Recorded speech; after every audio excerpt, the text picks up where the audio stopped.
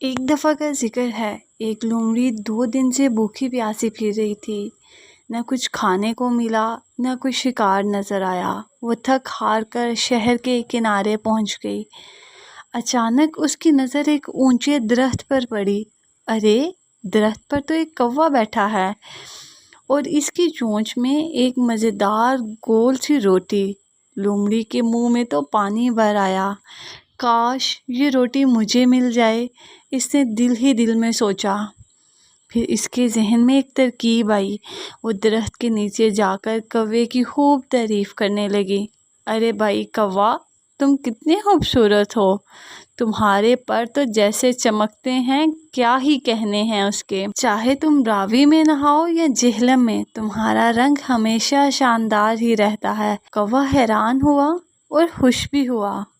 लोमड़ी ने अपनी बात जारी रखी, और तुम्हारी आवाज़ क्या कहने, बांसुरी से भी ज़्यादा मीठी। दिल चाहता है तुम्हारा गाना सुनो।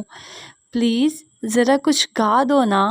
कौवा अपनी इतनी तारीफ सुनकर फूले न समाया, और जैसे ही इसने अपनी चोंच खोली, रोटी सीधी नीचे जा गिरी।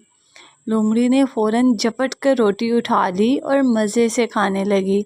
बेचारा कौवा ऊपर से ये सब देखता रह गया। अफसोस, इसने अपनी अकल इस्तेमाल ना की।